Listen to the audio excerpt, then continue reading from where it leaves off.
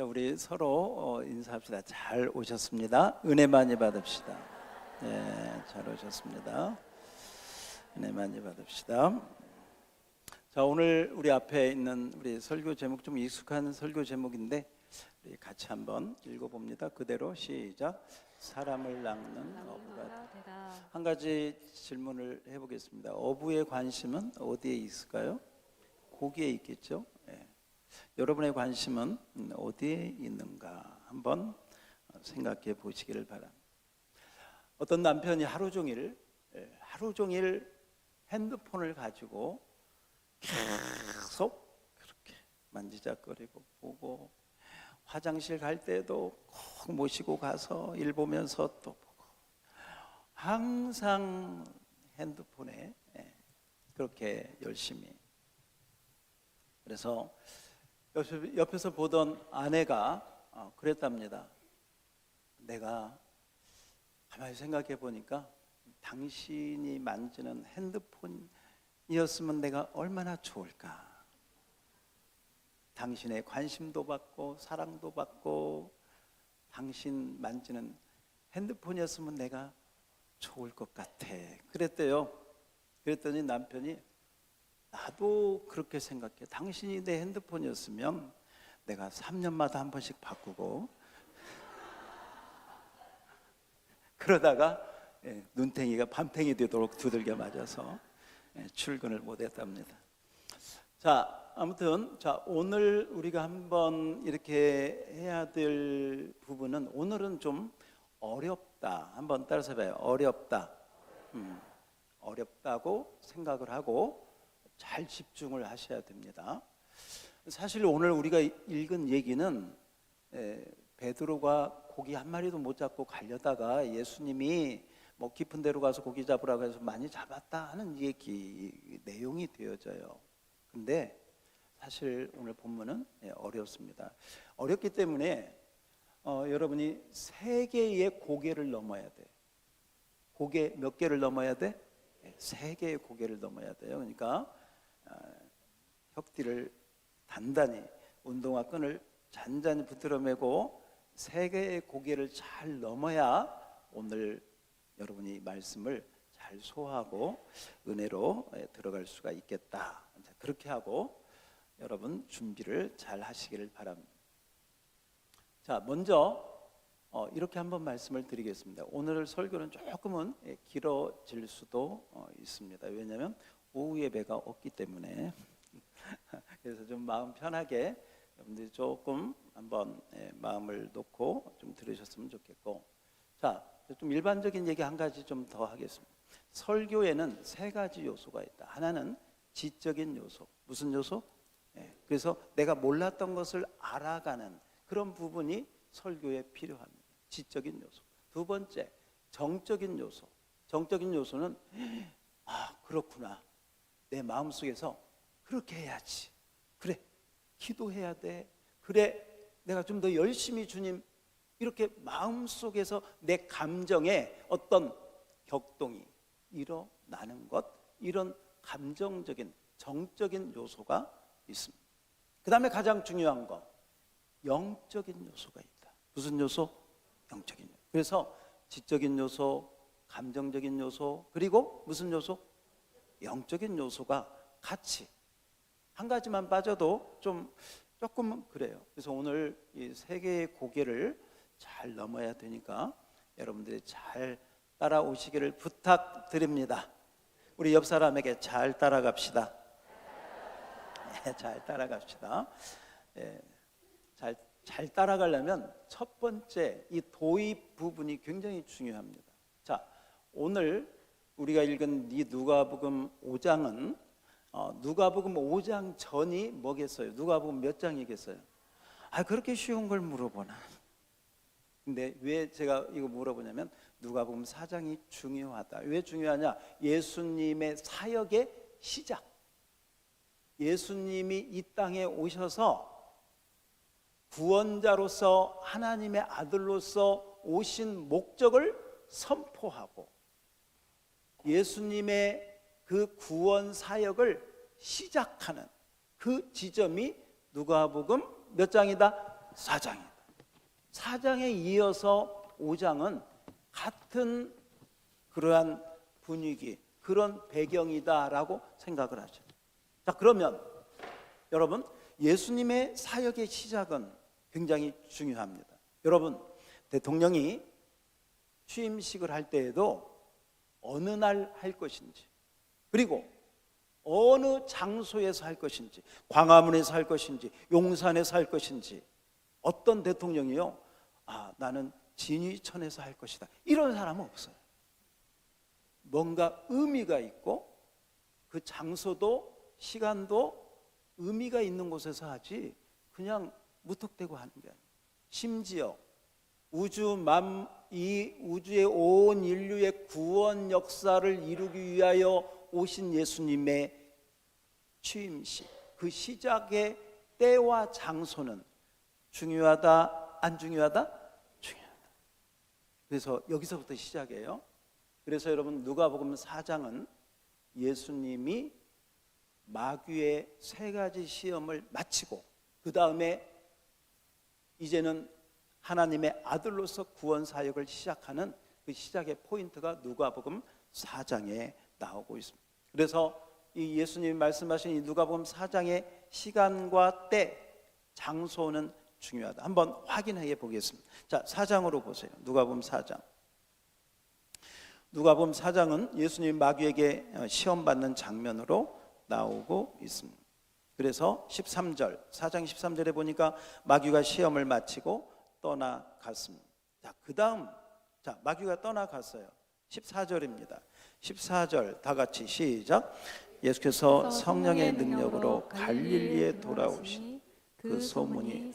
자, 마귀의 시험을 마치고 예수님이 어디로 오셔?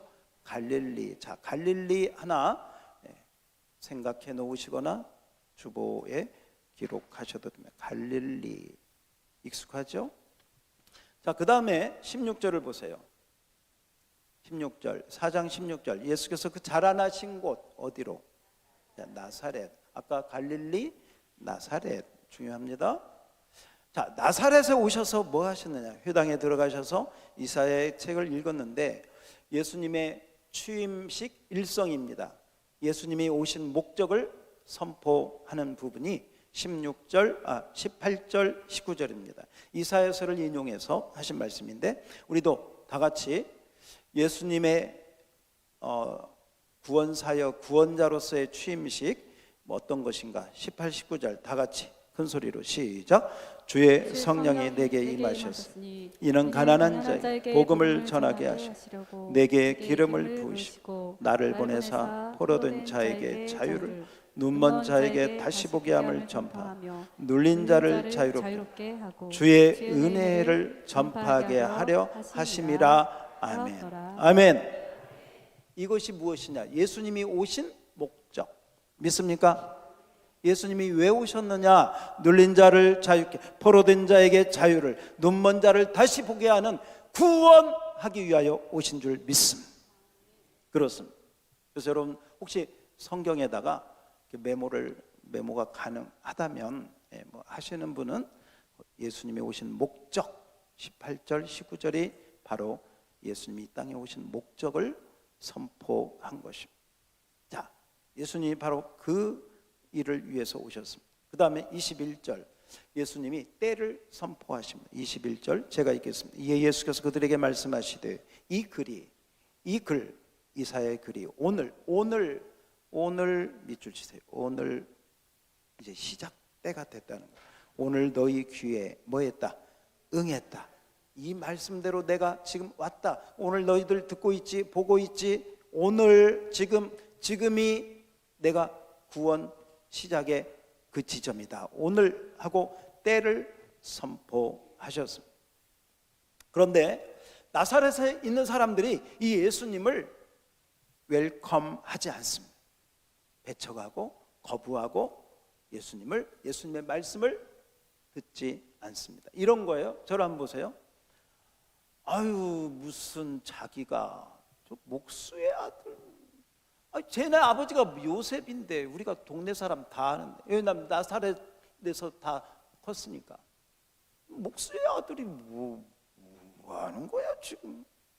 그래서 여러분 구약에 선지자가 자기 고향에서 환영 받는다 못 받는다? 못 받는다. 예. 그 말씀대로 예수님은 나사렛에서 환영받지 못합니다. 쫓김당하고요. 사람들이 낭떠러지를 끌고 가서 예수님을 죽이려고 하는 장면이 어디에 나오느냐? 거기 29절에 나옵니다. 자, 29절 우리 남자분들만 한번 읽어볼까요? 남자분들만 29절입니다. 크게 시작. 일어나 동네 밖으로 쫓아내어 그 동네가 건설된 땅 낭떠러지를 끌고 가서 밀쳐 떨어뜨리고자 이렇게 배척을 당하셨습니다. 그러나 예수께서 그들 가운데 지나게 되었습니다. 자, 그 다음 중요한 것이 31절입니다. 자, 31절 우리 여자분들만 시작.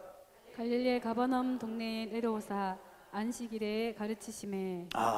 자, 여기 갈릴리 또 나왔네요. 그죠? 갈릴리. 그 다음에 또 어디가 하나 더 나왔어? 가버나움. 그러니까 우리가 지금 지역을 세 가지를 이야기해서 하나는 갈릴리, 나사렛, 가버나움. 다시 한번 갈릴리, 그리고 나사렛, 그리고 가버나움. 네, 가버나움은 갈릴리 지역에 있는 한 동네 이름이 되어집니다. 이 동네에 베드로 장모의 집이 있었고 지금도 성지순례 가보면 그 집이 뭐 아무튼 나사렛 베드로 장모의 집이라고 지금도 관광 순례를 하고 있습니다. 자, 그런데 한번 따라서 해봐요. 갈릴리, 나사렛, 가버나움. 자, 이제 저를 보세요. 갈릴리 하면 뭐가 생각이 나요? 호수, 바다. 바다. 그러니까 이 갈릴리라고 하는 바다 호수의 주변에 거기를 갈릴리 일대라고 하고 거기에 동네를 가버나움이라고 하고 그 다음에 좀 떨어진 곳에 나사렛이 있었다. 갈릴리. 한번 따라서 해요. 갈릴리, 가버나움. 자, 그 배경을 놓고 자, 그 다음 보세요. 저를 보세요. 공통점이 뭔가? 동두천, 송탄. 미국 무대 좋아요. 좀 한 걸음 더 나가 볼까요? 기지촌. 그렇습니다. 그러니까 제가 뭘 말씀드리냐면 이 갈릴리 지역이나 이곳이 이 이스라엘 사람들이 생각할 때 그리고 성경에서 그 지역을 어떻게 보는가 하는 부분을 우리가 한번 확인을 해봐야 됩니다. 자, 앞에 자막을 보세요. 이것은 우리 마태복음 4장 13절을 한번 보세요. 자, 앞에 보시면 자, 우리 아까 나사렛을 떠나. 자, 아까 우리 봤죠? 한번 읽어봅니다. 시작. 나사렛을 떠나 스불론과 납달리 지경 해변에 있는 가버나움에 사서. 자, 마태복음 4장 앞절은요 마귀의 시험이에요. 마귀의 시험 끝나고 아까 우리 누가복음 본 것처럼 지금 그걸 얘기하고 나사렛을 떠나 어디로 가서? 가버나움. 어디요? 가버나움. 나사렛, 갈릴리, 가버나움. 지금 여러분 다 말씀드렸어요. 14절 봅시다. 자, 이 중요합니다. 이는 선지자. 그러니까 예수님이 갈릴리 가셨고 나사렛 가셨고 가버나움에 가신 것은 중요합니다. 예수님이 그냥 뭐 바닷가니까 관광하러 바람 쐬러 간 게 아니고 오늘 말씀에 의하면 누구? 이사야 선지자를 통하여 하신 말씀을 이루려 하심이라. 따라서 합시다. 이사야. 그래서 예수님이 이사야 선지자가 예언한 말씀을 이루기 위해서 갈릴리에 가셨고 나사렛에 가셨고 가버나움에 가셨구나. 그 사실을 염두에 둬야 돼. 여기서 신약과 구약이 연결되고 있구나. 그 다음에 성경을 조금 더 읽고 공부하고 싶은 분들은 여기에 나오는 레퍼런스 관주를 보시면서 이사야서를 오늘 여기서는 안 합니다. 이사야서로 돌아가서 이사야서에 어떤 말씀이 예언되어 있지 하고 직접 이사야서를 찾아서 한번 보시고 이사야에게 하나님이 그 말씀을 하셨을 때 상황은 어떠했는가를 또다시 봐야 돼. 이러면서 성경의 깊이 넓이가 가게 되는 거예요. 자, 오늘은 뭐 거기까지는 우리 이제 개인적으로 여러분이 하시고 예수님이 갈릴리 나사렛 가버나움에 가신 것은 이사야 선지자를 통해서 이미 예언되어 있는 말씀이었구나. 근데 그 다음 15절 정말 중요합니다. 다 같이 한번 15절 시작. 스불론 땅과 납달리 땅과 요단강 해변 길과 이방의 갈릴리요. 어디요? 갈릴리요. 이방의 갈릴리요. 이때는 그 이방 지역으로 됐기 때문에 그렇게 불렀습니다. 그 다음에 그 갈릴리 지역이 어떤 지역이었는가? 16절 보세요. 제가 읽겠습니다. 갈릴리요 하고 나서 무슨 얘기가 나와? 흑암 얘기가 나와. 흑암. 벌써 이제 영적으로 들어가는 거예요. 그동안에는 갈릴리, 나사렛, 가버나움이 중성 명사였다면, 그냥 지명, 고유 명사였다면, 이제는 그 지역을 뭐라고? 흑암에 앉은 백성. 흑암에 앉은 백성이 뭘 봐요? 큰 빛을 보았고, 그 다음에 무슨 땅? 사망의 땅. 그 다음에 어디에 앉아? 그늘. 자, 저기 보세요. 저를 보세요. 여기 보면 흑암, 사망, 그늘. 다시 한번. 흑암, 사망, 그늘. 공통점이 있죠? 어둡습니다. 어둡습니다. 캄캄합니다. 어느 지역이 그랬다는 거예요? 그렇죠. 갈릴리, 가버나움 그 지역이 그랬다는 거예요. 어느 정도로 흑암, 어두움, 사망 이런 것들이 있었느냐? 악한 영이 다스리고 사망의 세력을 잡은 마귀들이 어느 지역보다도 더 많이, 더 왕성하게 그 지역에 있는 사람들을 괴롭히고 그 지역에 있는 사람들을 사로잡고 그 지역에 있는 사람들을 고통하게 만들었다. 어느 지역? 갈릴리, 가버나움. 그래서 오늘 누가복음 4장을 보세요. 누가복음 4장 바로 이어지는 것이 아까 우리 31절 봤죠? 33절 보세요. 33절 다 같이 시작. 회당에 더러운 귀신 들린 사람이 있어 크게 소리 질러. 여러분, 자, 오늘 말씀하고 잘 연결되고 있습니까? 갑자기 귀신 들린 사람이 나오는 게 아니에요. 지금 이 이사야서의 예언을 보면 그 지역에 흑암의 세력이 있구나. 그 지역은 사망의 땅이구나. 바로 이런 악한 영들의 역사가 있는 곳, 바로 그 지역이 갈릴리, 가버나움 그 지역이었고 예수님이 그 지역에, 그러면 16절 이제 여러분들이 잘 대답할 수 있는, 우리가 지금 첫 번째 고개를 지금 가고 있습니다. 잘 따라오셔야 돼요. 이 흑암에 앉은 사망의 땅, 그 갈릴리에 여기 첫째 줄에 큰 빛이 비춰지게 됐대요. 마지막 줄에 보니까 그들에게 빛이 비춰졌다. 이 빛은 누구일까? 예수님이 지금 갈릴리 지역의 나사렛의 가버나움에 뭘로 오셨다? 할렐루야. 우리 두 손 들고 아멘, 아멘. 뭘로 오셔서? 빛으로 오셨어. 거기에 악한 그러한 것들이, 그러면 이 귀신 들린 자들, 이런 흑암의 세력에 잡힌 자들, 이런 것들이 무엇하는가? 여러분 기억하십시오. 어떤 집에 가면 부적을 붙여놓습니다. 어떤 가게에 가면 그 가게 앞에 명태인가 꽁태인가 뭔가 실타리하고 이렇게 붙어 있습니다. 뭔가 애군을 막거나 뭔가 복을 받으려고 자기들 마음대로 그렇게 하는 것이죠. 그런데 사실은 그런 것들이 다 귀신들하고 연결되어 있습니다. 귀신들은 우리 사람에게 들어오기도 하고 나가기도 합니다. 그래서 성경의 오늘 말씀도 바로 이런 흑암, 사망 이곳에 오늘 예수님이 이 가버나움에 가시니까 그 회당, 말씀을 가르치는 회당인데요, 말씀을 가르치는 회당인데 누가 있어? 귀신 들린 자가 거기 있어. 여러분, 교회 안에도 귀신 들린 자 얼마든지 올 수 있습니다. 그래서 예수님이 빛으로 임하니까요, 그 흑암 가운데 붙잡혀 있던 귀신이 자기 정체를 드러내. 그러면서 예수님, 왜 나를 괴롭게 합니까? 나에게서 떠나십시오 하고 더러운 귀신 들린 자가 예수님께 대해서 자기가 그 귀신의 정체를 드러내면서 예수님에게 말하는 부분이 그 33절 34절에 나옵니다. 그때 예수님이 어떻게 하는가? 자, 35절입니다. 35절 시작. 예수께서 꾸짖어 이르시되 잠잠하고 그 사람에게서 나오라. 귀신이 그 사람을 무리 중에 넘어뜨리고 나오되 그 사람은 상하지 아니한지라. 여러분, 귀신은 꾸짖어야 되는 줄 믿습니다. 귀신은 악한 영은 떠나갈지어다 선포하고 꾸짖어야 돼. 누구 이름으로? 예수 이름. 여러분, 그럴 때 악한 영은 떠나게 되는 줄 믿습니다. 때로 악한 영에게 사로잡힌 자들을 위해서 기도할 때가 있습니다.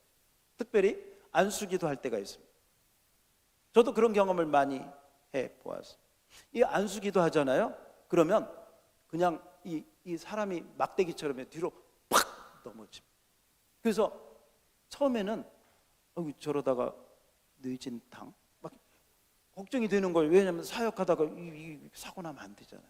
근데요, 놀라운 것은요, 귀신 들려가지고 안수할 때 떨어지면서 나갈 때는 절대 다치지 않습니다.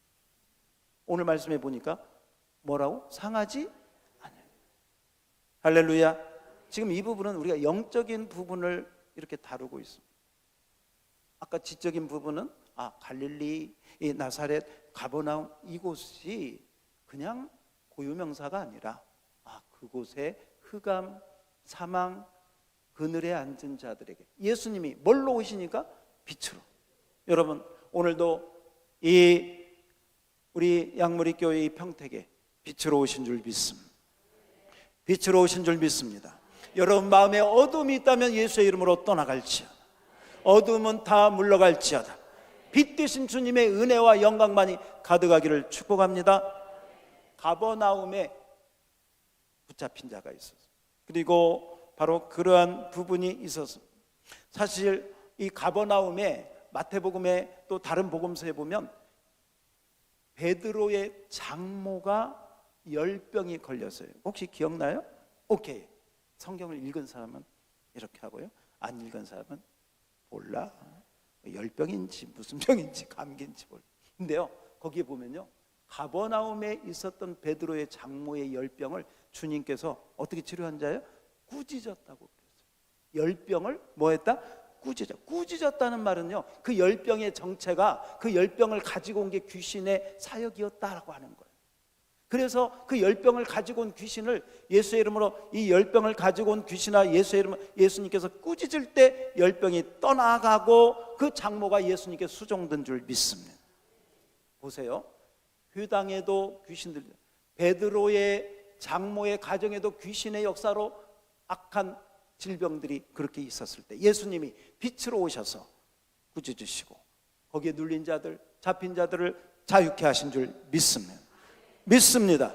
그 예수님은 오늘도 살아서 어제나 오늘이나 동일하게 우리 가운데 일하고 계심을 믿으시기 바랍니다.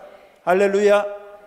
오늘 주여 우리의 모든 삶 가운데, 가정 가운데 악한 영의 역사는 떠나갈지어다. 내 마음을 괴롭게 하고 내 마음을 어둡게 하고, 정말 어떤 사람은 정말 시달려서 잠을 못 자게 하고 몸을 고통스럽게 하고 언제 죽을까, 혹시 이런 자살이나 이 잘못된 생각을 가져다 준 모든 생각들 예수의 이름으로 떠나갈지어다. 아멘. 오늘 제가 왜 그러냐면 이 평택 지역의 이 송탄 지역, 우리가 사는 이 지역도요, 갈릴리와 별 다름없습니다. 물론 뭐 한국의 많은 땅들이 그렇지만 우리가 사는 지역에 보면 눌린 자들 정말 많아요. 이 정신적으로 시달린 자들이 너무 많아요. 그래서 특별히 더 우리에게도 빛으로 오신 주님의 은혜가 필요한 줄 믿습니다. 그래서 오늘 예수님이 사역을 왜 그곳에 하셨고 이사야서가 왜 그 말씀을 예언했는지 오늘 이 말씀을 여러분들이 잘 기억하고 그 다음 바로 이 관점에서, 바로 이 배경을 가지고 고기 잡는 사건을 봐야 된다. 그냥 생선 어떤 많이 잡는가 그 얘기가 아니고 이 갈릴리 가버나움 이곳에 빛으로 오신 주님께서 바로 이 사역을 하시는 부분이 바로 그렇게 연관되어 있다. 이게 첫 번째 고개가 이제 오늘 지나가게 되었습니다. 자, 첫 번째 고개 잘 따라오고 있습니까? 자, 그렇다면 이제 주보를 보셔도 되겠습니다. 자, 주보 보시고 여러분이 첫 번째 고개를 정리할 수 있겠습니다. 자, 펜을 가지시고 우리 다 같이 이제 여러분들이 설교 잘 들었으면 다 채워 넣을 수 있습니다. 같이 읽겠습니다. 같이 읽겠습니다. 시작. 예수님은 공생의 사역을 나사렛에서 시작하였고 사역의 시작은 그렇죠, 갈릴리. 왜 갈릴리인가? 다 말씀드렸습니다. 갈릴리, 그리고 어디에서? 가버나움에서 하셨습니다. 자, 갈릴리. 자, 그 다음 이 사실은 시작. 이 사실은 이미 주님께서 누구의 예언? 오케이, 이사야의 예언대로. 그 다음에 무엇으로 오셨다? 오케이, 빛. 네, 좋습니다. 잘 하셨습니다. 이사야의 예언대로 무엇으로 오셨다? 빛으로 오셨음을 말해줍니다. 자, 그 다음 이 빛의 사역은 즉 무슨 사역이다? 구원 사역이다. 예, 좋습니다.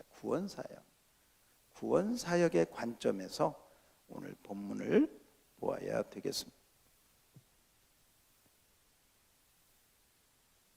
자, 이 첫 번째 고개가 너무 중요하니까요. 우리 다 같이 다시 한번 읽어봅시다. 이 관점을 가지고요. 그리고 앞으로 여러분이 갈릴리나 가버나움을 볼 때도 항상 이 생각을 가지시면 더 본문을 잘 보게 됩니다. 다 같이 한번 그냥 같이 읽어봅니다. 시작. 예수님은 공생의 사역을 나사렛 시작하여 사역의 시작은 갈릴리 가버나움 하셨습니다. 이 사실은 이미 주님께서 이사야의 예언대로 빛으로 오셨음을 말해줍니다. 이 빛의 사역, 즉 구속 사역의 관점에서 오늘 본문을 봐야 합니다. 네, 자 이제 저를 보세요. 자, 그 다음에 우리 출애굽기 20장 4절을 한번 띄워주세요. 출애굽기 20장 4절입니다. 출애굽기 20장 4절에 보면 어떤 말씀이 있느냐면 우상을 섬기지 말라고 하는 십계명의 말씀 가운데 우상을 섬기지 말라는 말씀이 나옵니다. 그런데 여기서는 우상을 이야기하면서 히브리 유대인들의 세계관을 이야기합니다.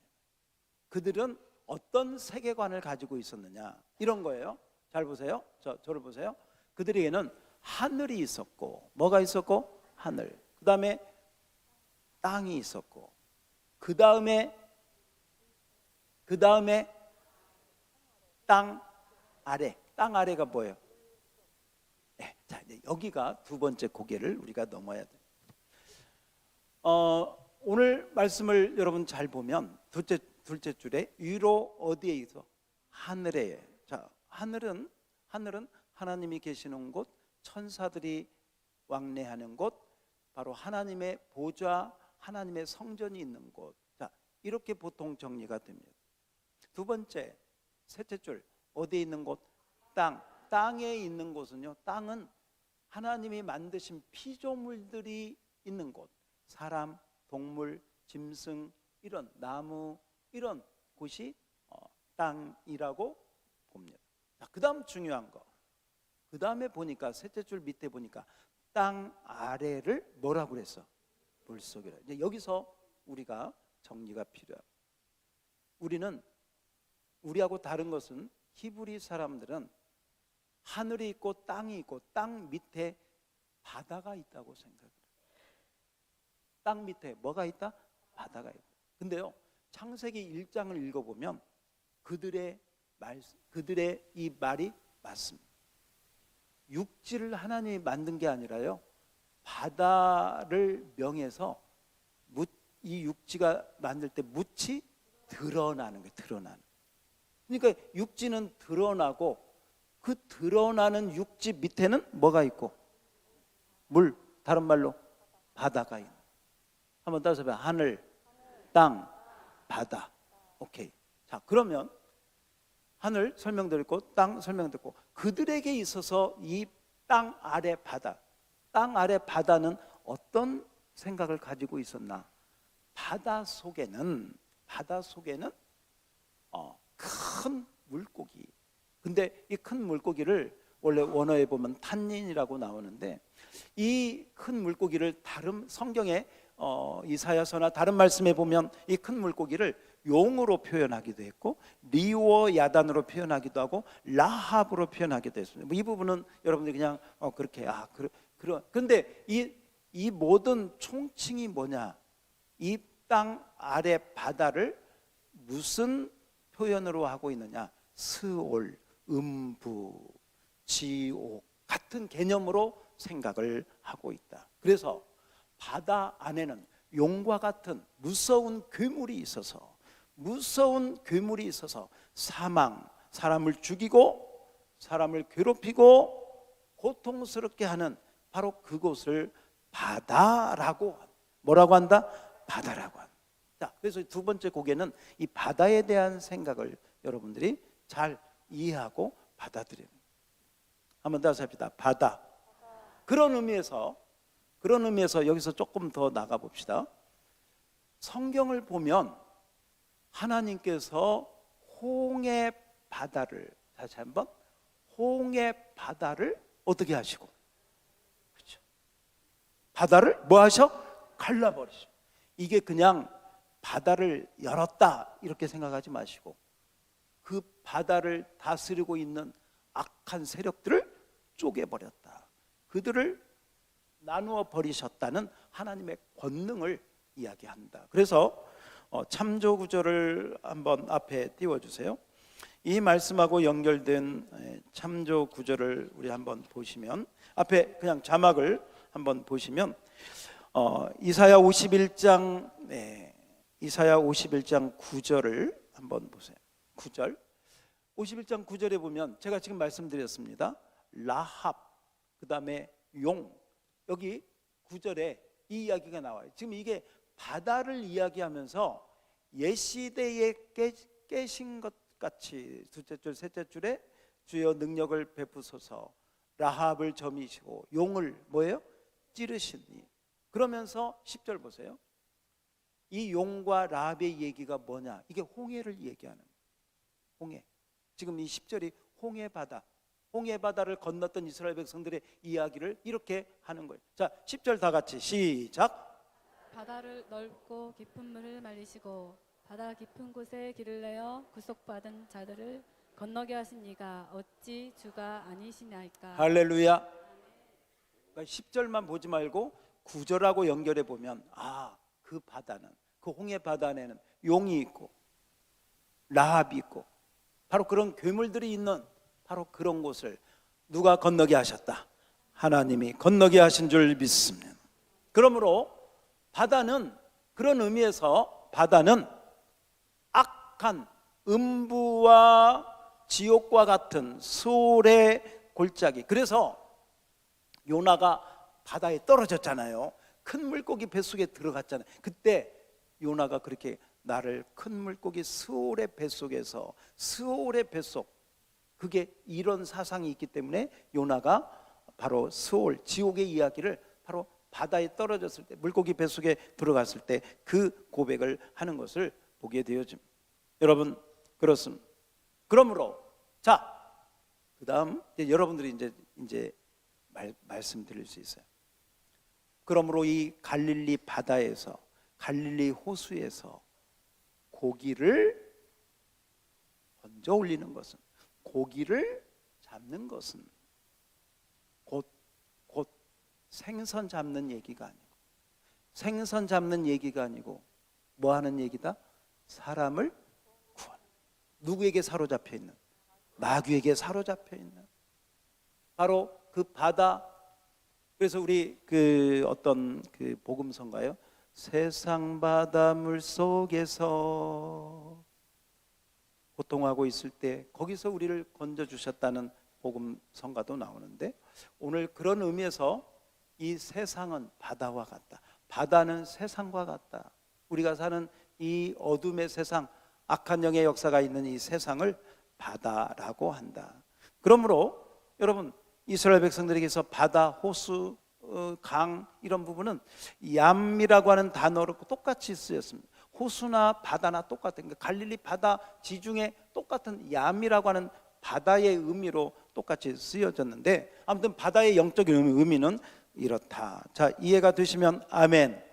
그래서 두 번째 고개는 바다라고 하는 부분을 여러분들이 잘 이해하시고 따라오셔야 된다. 그래야 바다에서 고기를 잡는 사건은 그냥 생선 잡는 얘기가 아니라 영혼을 구원하는 일인 줄 믿습니다. 빛으로 오신 주님께서 베드로에게 영혼을 구원하는 그 사역을 지금 가르쳐 주시는 것이 오늘 본문의 사건이다 라고 여러분들이 보셔야 된다. 자, 그러면 1번입니다. 1번. 자, 1번 다 같이 제가 한번 읽게 보세요. 왜 어부 베드로 즉 고기 잡는 사건일까요? 주님의 제자들의 직업은 다양했습니다. 세리도 있었고, 세리 누구? 마태가 마태복음을 쓴 마태가 세리였습니다. 직업이. 열심당원, 가난인 시몬 같은 경우는 열심당원으로 봅니다. 열심당원도 있었습니다. 그런데 성경은 유독 어부 직업과 관련해서 고기 잡는 얘기가 많이 나옵니다. 다른 직업도 많이 있는데 오늘도 그렇고 나중에 요한복음 21장도 고기 잡는 얘기가 또 나와요.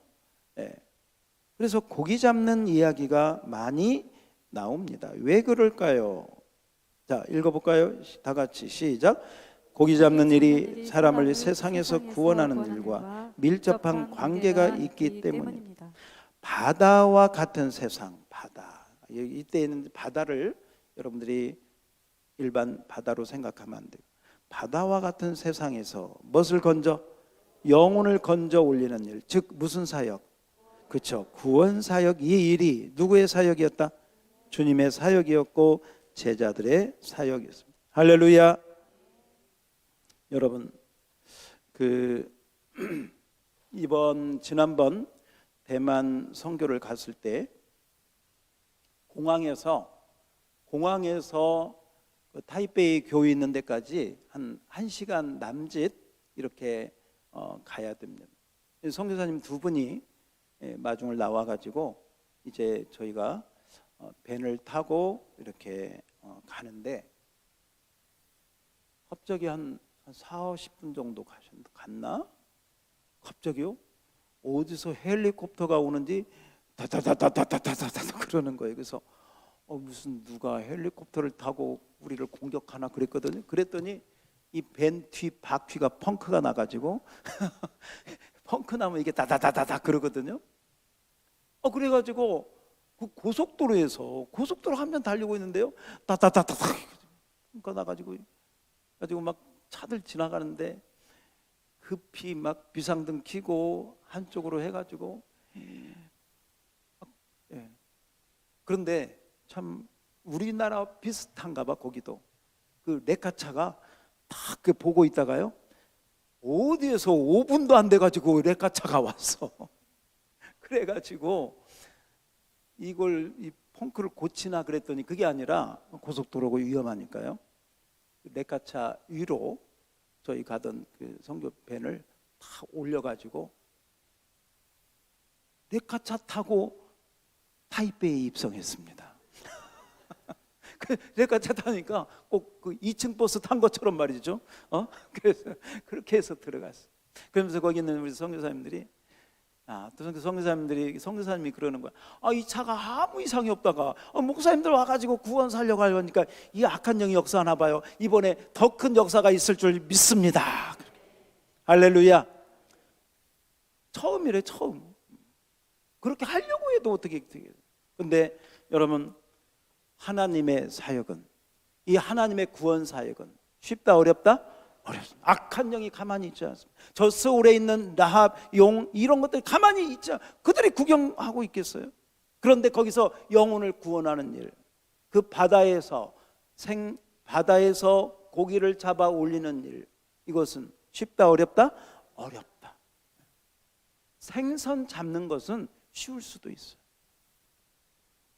지난주에 제가 어떤 분 전도하기 위해서 이렇게 만나서 이렇게 교제를 가졌어요. 그러면서 조금 친해져서 식사도 같이 하면서 혹시 취미가 뭡니까? 그랬더니 붕어 낚시입니다. 그러시더라고. 그래서 저는 또 낚시가 취미인 줄 붕어 낚시인데 붕어는 뭐 따로 특별합니까? 그랬더니 낚시 중에 낚시가 붕어 낚시입니다. 그러시더라고요. 아무튼 배웠습니다. 아무튼 그래서 붕어 낚시가 취미라고 그래요. 여러분, 바다에서 어떤 고기를 잡는 일은 잘 잡을 수도 있고 그렇지 않을 수도 있어요. 그런데 오늘 본문에 보니까 여러분 알고 있으니까 제가 물어보는 거예요. 베드로가 그 갈릴리 바다에서 잔뼈가 굵었잖아요. 고기 잡는 일이라면 전문가예요, 전문가. 직업이 없으니까. 그런데 놀라운 일이 생겼어요. 놀라운 일. 그 전날 밤 고기를 잡았는데 밤새도록 그 어부들이 고기 잡는 거 보면요, 보통 10시에 나가서 새벽 4시까지. 어느 때? 캄캄할 때. 그래서 고기들이 캄캄할 때, 잘 어두울 때, 그때 이제 보통 어부들이, 그러니까 어부들의 직업을 가지면 이들은 올빼미형. 저녁에는 뭐하고? 일하고, 낮에는 자고. 이 올빼미. 왜? 그래야 고기를 잡는 거예요. 근데 놀라운 것은 그날 밤, 그 전날, 예수님 만나기 전날 밤 밤새도록 고기를 잡았는데 몇 마리도? 이게 놀라운 일이에요. 아니, 한 마리라도 잡을 수 있잖아. 3마리라도. 근데 몇 마리도? 한 마리. 여기서부터 놀라운 일이 시작이 돼요.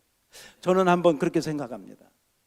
예수님이 베드로를 콜하려고 그날 저녁에 예수님께서 그 갈릴리 바다의 모든 고기들에게 예수님 명령하셨습니다. 베드로가 이 지역으로 그물을 내릴 텐데 너희들 다 도망가라. 정말 제가 한 마리도 못 잡았다니까요. 그런데 반대로 깊은 곳에 가서 그물을 내려. 이제 날도 샜어. 해도 밝아와. 고기들이요 벌써 위에 있는 움직임 보면요 벌써 도망가. 어부들의 상식으로는 깊은 곳에는 고기가 없대. 해도 떴어. 고기를 잡을 수 있는 사건이 아닌데 예수님이 깊은 데로 가서 그물을 내려 무엇을 잡으라? 고기를 잡으라. 그랬더니 그물이 찢어질 정도로, 아니 찢어졌어. 그 정도로 고기를. 그때는 예수님이 그러신 것 같아. 야, 다 모여라. 아니, 그렇지 않으면 이런 일이 있을 수가 없어요. 무슨 얘기냐? 예수님은 바다에 있는 모든 피조물을 다스리는 분이심을 보여주는 줄 믿습니까?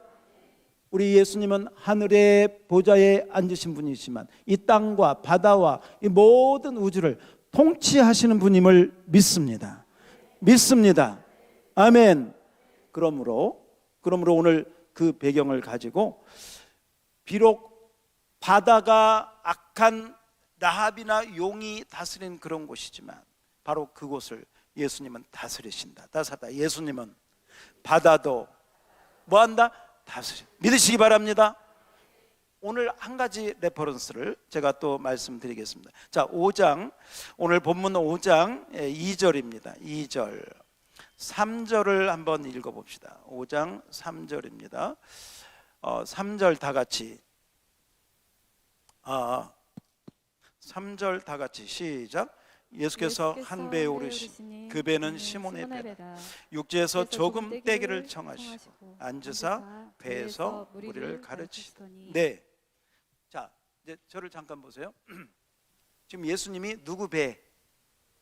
베드로 시몬의 배에 타셨습니다. 그리고 베드로에게 뭐가 있냐면 배를 좀 육지에서 좀 떼기를 청하셨습니다. 이렇게. 예. 오늘 음악이 아주 좋습니다. 우리가 춤을 출 때가 됐어요.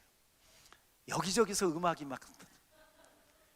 나오는 건 좋은데 다음부터 음악이 나오면 우리 벌금을 해서 다음 주에는 떡을 그 사람이 하는 걸로 그렇게 한번 해야 될 것 같아요. 여러분, 이 부분도 중요합니다. 배를 예수님이 타시고 이렇게 육지에서 떼기를 청하셨어요. 그래서 이렇게 좀 떨어졌어요. 예수님은 지금 어디에 있고? 배에 있고, 그다음에 사람들은 육지에 있고. 그러니까 강대상으로 말하면 예수님이 이 강대상과 같은 배에서 뭐 하시고 설교하시고 가르치시고, 사람들은 이 사이는 지금 바다예요. 갈릴리 강, 호수. 그리고 육지에서 그 말씀을 듣고 있는 거예요. 그러니까 예수님은 이제 그래서 이렇게 떨어져 있는데, 지금 예수님은 어디에 앉아 계신다? 배 안에. 배는 어디 위에? 바다 위에. 자, 이 부분 잘 따라오세요. 예수님은 지금 배 위에 앉아 계시는데 그 배는 바다 위에. 다른 말로 예수님은 어디 위에? 바다 위에. 자, 여기 보세요. 예수님하고 바다를 한번 생각을 해보세요. 예수님과 갈릴리 바다를 생각해 보세요. 예수님은 항상 바다에, 갈릴리 호수에 빠지지 않습니다. 바다 위를 걸으십니다. 믿습니까? 바다 위를 뭐예요?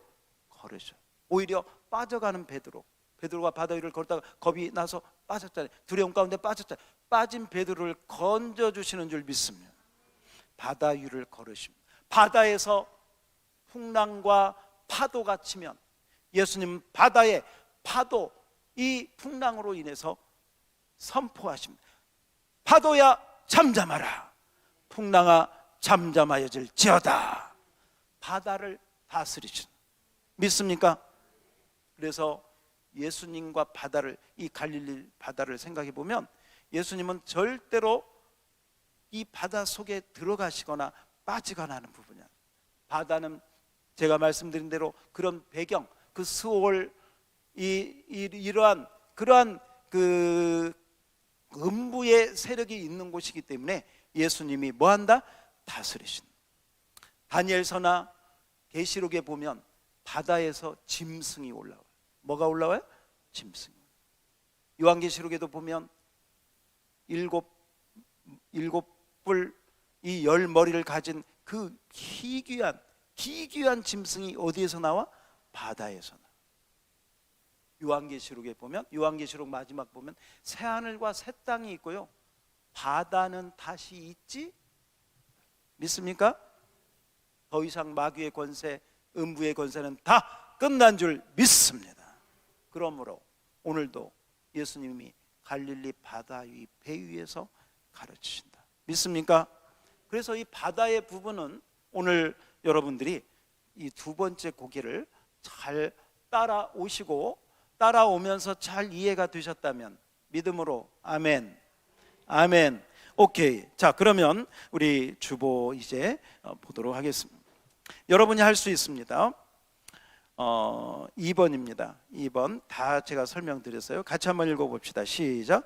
밤새도록 수고하였지만 한 마리도 잡지 못하였습니다. 베드로가 그날 밤이 새도록 수고하며 그물을 내려 고기를 잡았으나 한 마리도 잡지 못하였습니다. 이것은 단순히 고기 잡지 못한 사건이 아니라 주님의 도우심이 없이 내 노력 경험만 수고만 가지고는 뭐라고요? 한 영혼도 구원할 수 없음을 가르쳐 줍니다.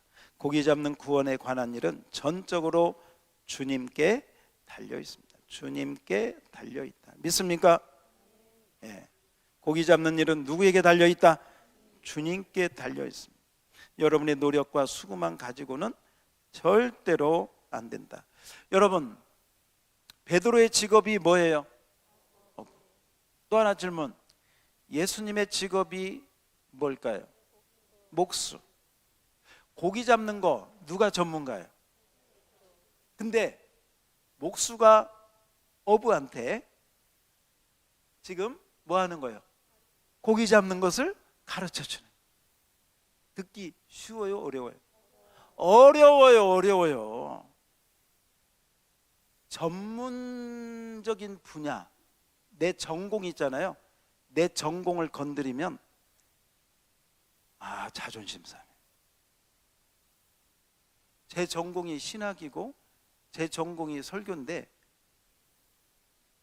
혹시 여러분 가운데 전혀 신학하고는 상관이 없는 분이 나한테 와가지고요, 목사님 설교는 그렇게 하는 게 아니에요, 이런 모습이 오늘 이게 베드로가 순종하기 쉬워 어려워요. 저는 전공이 철학입니다. 그래서 대학에서 저의 동기들은 지금 교수로 사역하는 사람들도 있고 교장으로 이렇게 있다가 지난번에도 전화 왔는데 은퇴식이 있다고 교장으로 이렇게 이제 물론 나이가 있어서 이제 그분들은 은퇴해서 제가 그분도 장로님이거든요. 제 친구. 야, 그래도 교장보다는 목사가 낫다. 나는 지금도 일하고 있거든. 여기 우리 송탄 중학교 주차장 관계가 있어서 제가 그 교장 선생님을 찾아 뵈었습니다. 참 감사하게도 이렇게 친절하게 맞아 주시는데 한참 이렇게 보니까요, 그 믿는 분은 이렇게 냄새가 나잖아요. 그게 느껴지잖아요. 그래서 혹시 장로님이십니까? 그랬더니 그렇다고 평택에 어디 교회 장로님이시라고 그래요. 그래서 이제 우리 교회 주차장 얘기를 했더니 아주 참 감사하게도 잘 이번에도 우리 이제 임직식이 있잖아요. 토요일이잖아요. 그래서 이제 주일날은 그러는데 그 행정과에 갔더니 토요일은 그 나오는 사람이 없어서 이 주차장을 사용할 수 없다고 하더라고요. 근데 우리 손님들이 여기저기서 많이 올 텐데 이 주차장이 없으면 안 되잖아요. 그래서 기도하면서 우리 그 임직식 그 순서지를 하나 이렇게 준비해 가지고 가서 제가 그 행정 이제 그때 교장 선생님이 그 뭐 회의가 있어서 제가 찾아 만나지는 못하고 그 행정 선생님한테 교장 선생님에게 일단 이거 좀 전달을 해 주십시오. 우리 토요일 날 귀한 행사가 있는데 참 아쉽네요. 아무튼 이거 전해 주십시오 하고 왔거든요. 근데 그 다음 날 그 행정과에서 전화가 왔어요. 교장 선생님께서 그 임직식 그걸 보시더니 어떤 일이 있어도 토요일 날 오픈해서 교일에 협조하라고 해서 그날도 쓸 수 있습니다. 역시 장로님이 좋더라고. 장로님이 교장이니까 더 좋더라고.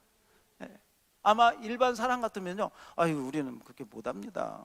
이랬을 거예요. 그래서 참 너무 감사해서 이번 우리 임직식에도 큰 은혜가 있을 줄 믿습니다.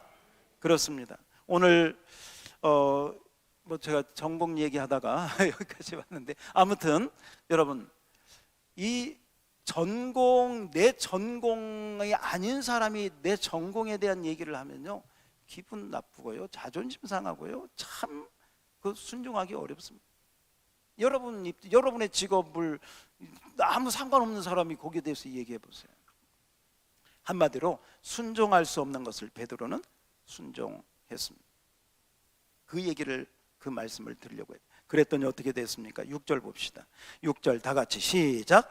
그렇게 하니 고기를 잡은 것이 심이 많아 그물이 찢어지는지라. 할렐루야. 예, 그물이 찢어져. 그래서 7절에 보니까 다른 배에 있는 동무들을 와서 탁 그랬더니 여러분 어떤 일이 벌어졌습니까? 시몬 베드로가 무릎을 꿇습니다. 주여 나를 떠나소서. 8절 나는 죄인입니다 하고 예수님 앞에 부르. 이건 뭐냐면요 베드로가 알았어요. 이분은 보통 분이 아니시구나. 내가 밤새도록 고기 잡았지만 한 마리도 못 잡았는데 이분 말대로 했더니 고기가 이건 있을 수 없는 일이 벌어졌다. 이분은 곧 하나님의 아들이시구나 믿고 무릎을 꿇은 줄 믿습니다. 그때 주님께서 이 명령을 하십니다. 자, 세 번째 고개입니다. 마지막 세 번째 고개 10절입니다. 10절 제가 읽겠습니다. 세베대 아들로서 시몬의 동업자인 야고보 요한도 놀랐습니다. 예수께서 시몬에게 이르시되 무서워하지 말라. 그 다음 다 같이 시작. 이제 후로는 내가 사람을 취하리라. 다시 시작. 이제 후로는 내가 사람을 취하리라 하시니. 할렐루야. 누구를 취한다? 이제는 고기가 아닌 누구를 취한다? 사람을 취하리라. 여러분 베드로를 부르신 줄 믿습니다. 여러분의 직업은 무엇입니까? 여러분의 전공은 무엇입니까? 여러분이 하고 있는 일이 무엇입니까? 여러분이 어떤 일을 하든 그 일을 통해서 여러분 사람을 취하시기를 축복합니다. 축복합니다. 그것이 주님의 콜링에 내가 응답하는 것이요, 바로 그 주님의 부르심을 따라 나가게 될 때 최고의 축복된 인생이 되는 줄 믿습니다. 마태복음 28장 19절 우리 한번 앞에 보겠습니다. 마태복음 28장 19절입니다. 앞에 자막을 우리 한번 같이 보겠습니다. 다 같이 시작. 그러므로 너희는 가서 모든 민족을 제자로 삼아 아버지와 아들과 성령의 이름으로 세례를 베풀고 20절 시작. 내가 너희에게 분반 모든 것을 가르쳐 지키게 하라.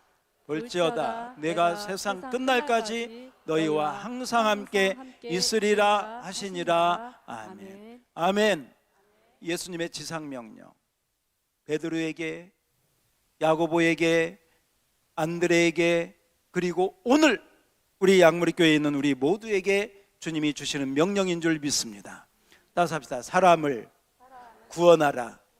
영혼을 건져내라. 어디에서 건져내야 되느냐?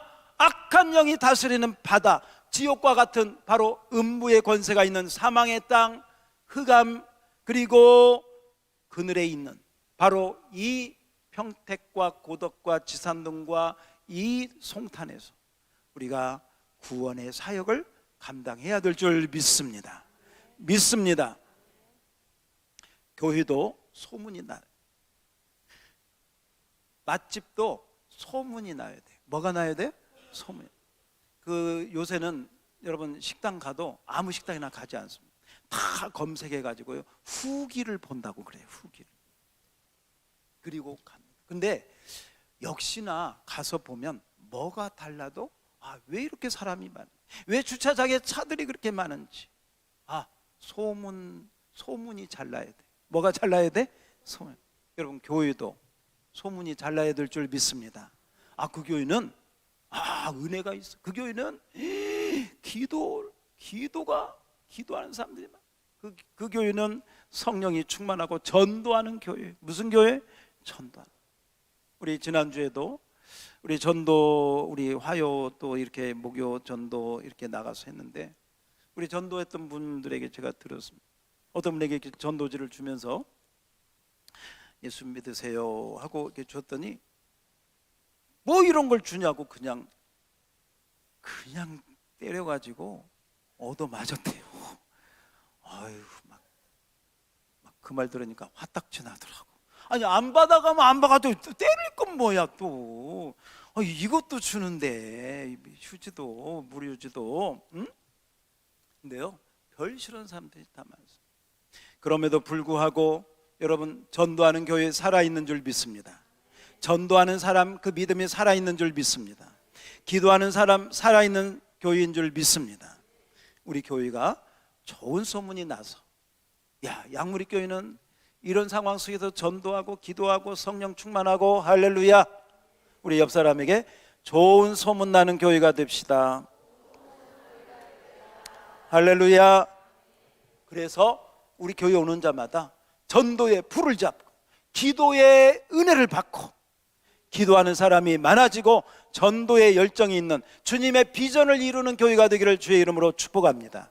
이게 세 번째 고개예요. 그러니까 첫 번째 고개는 갈릴리 지역에 대한, 두 번째 바다라고 하는 의미가, 그 바다에서 고기를 잡아 올리는 건 생선 잡는 일이 아니라, 물고기 잡는 게 아니라 사람을 잡는 일인데, 이 사람을 잡는 일은 영적인 일 가운데도 영적인 일인 줄 믿습니다. 이 세 번째 고개는 뭐냐? 내가 바로 이 고기를, 이 사람을 이 캄캄한 흑암의 세력에서 건져내 올리는 것. 이 영적인 사역을 여러분 믿음으로 잘 감당할지어다. 오늘 해답이 나와요. 주님이 없이 내 노력, 내 수고, 내 경험 가지고는 한 마리도, 한 사람도 구원할 수 없다. 근데 누구와 함께라면?